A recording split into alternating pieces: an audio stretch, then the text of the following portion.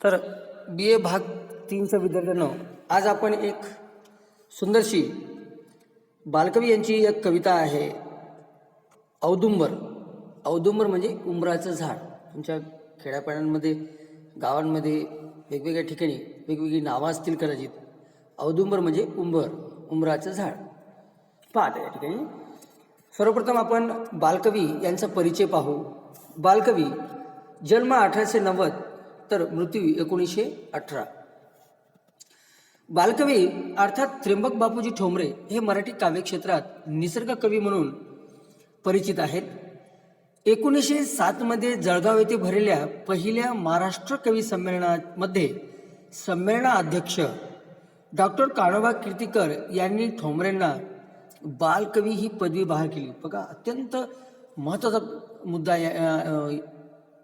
पहा, अत्यंत महत्त्वाचं या ठिकाणी वाक्य आहे की डॉक्टर कान्होबा कीर्तीकर. पहा, बालकवींना त्यांचं मूळ नाव त्र्यंबक बापूजी ठोंबरे आहे, पण त्यांना त्र्यंबक बापूजी ठोंबरे यांच्या ऐवजी बालकवी याच नावाने जास्त ओळखलं जातं, कारण हे त्यांचं टोपण नाव आहे. मग यांना ही पदवी कोणी दिली? तर डॉक्टर कान्होबा कीर्तीकर यांनी ठोंबरेंना बालकवी ही पदवी बहाल केली आहे. तुम्हाला स्पर्धा परीक्षेमध्ये किंवा इतर कुठल्याही ठिकाणी या गोष्टीची तुम्हाला मदत लागेल किंवा बालकवी त्र्यंबक बापूजी ठोंबरेंना बालकवी ही पदवी कोणी बहाल केली? तर कोणी केले? कान्होबा कीर्तीकर यांनी. पुढे बघा, बालकवींच्या बहुतांश कवितांमध्ये निसर्ग मध्यवर्ती असला तरी रूढ अर्थाने निसर्ग वर्णन हा त्यांच्या कवितांचा हेतू नाही. निसर्गातील तादात्म्य पावलेल्या कविमनाचे ते सहजोद्गार आहेत. निसर्गातील विविध दृश्यात त्यांना मानवी भावना दिसतात.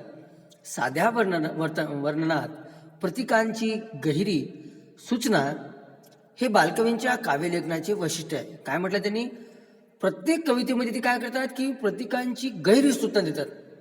नुसतं निसर्गाची तादात्म्य नाही, तर ते काय असतं, एक सहजोद्गार असतात, त्याच्या तोंडातून निघणारे ते सहज. पण बालकवींच्या बहुतांश कवितांमध्ये निसर्ग मध्यवर्ती असला तरी रूढ अर्थाने निसर्ग वर्णन हा त्यांच्या कवितांचा हेतू मुळीच नाही, असं त्यांनी सांगितलंय. काय सांगितलंय? अवघ्या 8 ओळीत शब्दांच्या कुंचल्याने एक सुंदर निसर्ग चित्र रेखाटणाऱ्या बालकवींची रंगदृष्टी प्रस्तुत कवितेत प्रत्यास येते. पहा, त्यांनी काय केलंय, या 8 ओळींच्या कवितेमध्ये काय केलंय की शब्दांच्या कुंचल्याने शब्द योजून एक शब्द असा योजून मोजून तोलून या ठिकाणी लेखकांनी वापरलाय आणि निसर्ग चित्र रेखाटण्याचा त्यांनी पुरेपूर प्रयत्न केला आहे. आणि त्यामध्ये एक रंगदृष्टी तुम्हाला डोळ्यासमोर दिसून येईल. बघा, सर्वप्रथम आपण कविता वाचून घेऊ. बघा, ऐल तटावर पैल तटावर हिरवाळी घेऊन निळा सावळा झरा वाहतो बेटा बेटातून. पहा, ऐल तटावर पैल तटावर म्हटलं. 4 घरांचे गाव चिमुकले पैल टेकडीकडे, शेतमळ्यांची दाट लागली हिरवी गर्दी पुढे.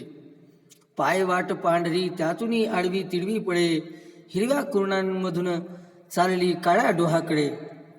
झाकुळणी जळ गोड काळीमा पसरली लाटावर, पाया टाकुनी जात बसला असला औदुंबर.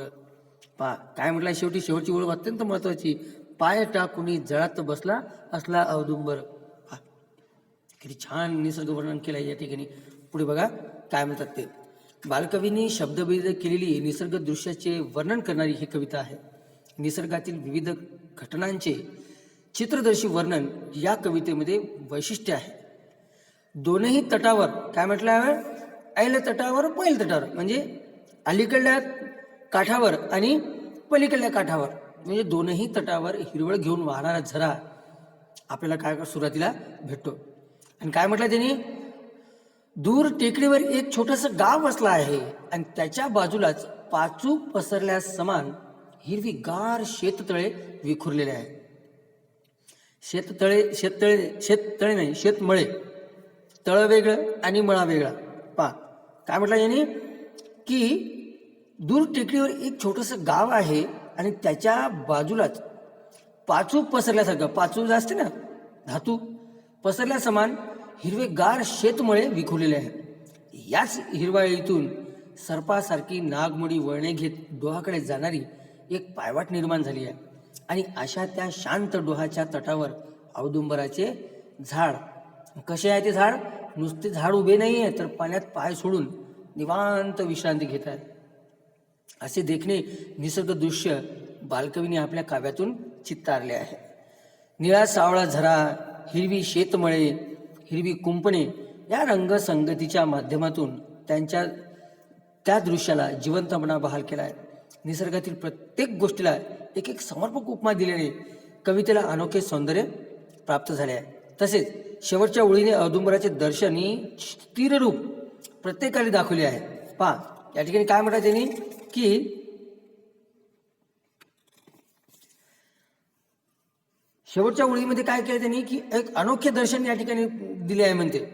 आणि औदुंबराचे दर्शनी स्थिर रूप म्हणजे त्याचं दर्शनी म्हणजे समोरचा भाग, स्थिर रूप म्हणजे शांत. पहा पुन्हा बघा काय सांगितलं कवितेमध्ये. हिरव्या समृद्ध जीवनातून निघालेली पांढरी पायवाट हे रूपक. पहा काय म्हटलं त्यांनी, हिरव्या कुरणातमधून चालली काळ्या डोहाकडे म्हटलं आहे त्यांनी.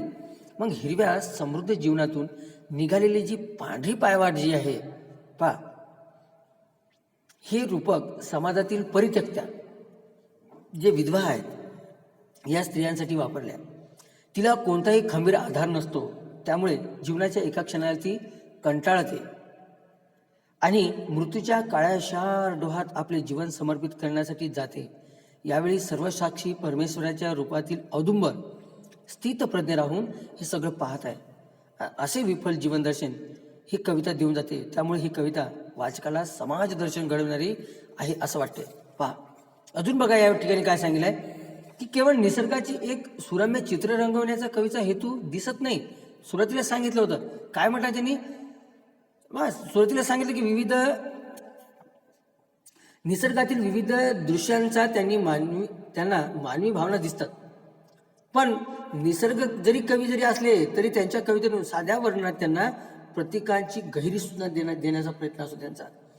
आणि निसर्गाची मध्यवर्ती कल्पना त्यांची कवितांमध्ये निसर्ग मध्यवर्ती जरी असला तरी त्यांनी रूढ अर्थाने निसर्ग वर्णन हा त्यांच्या कवितेचा हेतू नाही. बघा त्या परिचयामध्ये सांगितलं आहे त्यांनी.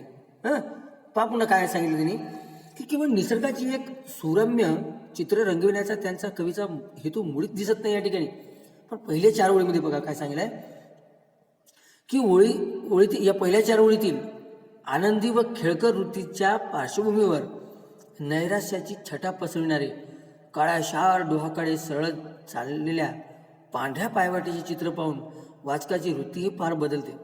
जगातील सुखदुःखाकडे विरक्त दृष्टीने पाहण्याच्या स्थितप्रज्ञासारखा हा औदुंबर निकट संबंध असल्यामुळे या वृक्षाची येथे केलेली निवड औचित्यपूर्ण आहे.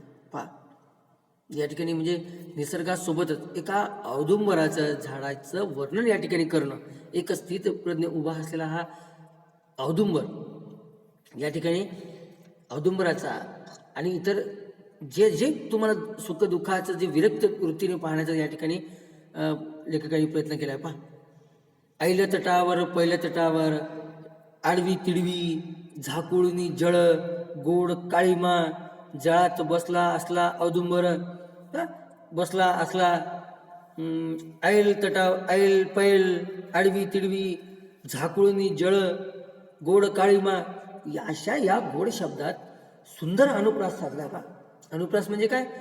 अनुप्रास अलंकार म्हणजे काय की ज्या कवितेच्या ओळीमध्ये एकाच अक्षराची पुनरावृत्ती म्हणजे एकच अक्षर वारंवार येणं. जसं बालिश बहु बायकात बडबडला.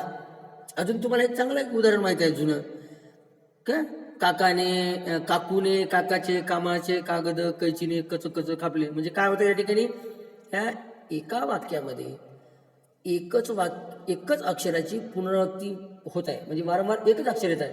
क क क क क क क येत आहे ना, म्हणून त्यांनी काय म्हटलं. अजून बघा पुढे चिमुकले गाव निळा सावळा झरा दाट हिरवी गर्दी गोड काळीमा आडवी तिडवी पायवाट अशी अर्थवाही व समर्पक विशेषणे वापरून मूळचे चित्र अधिक स्पष्ट केले आहे.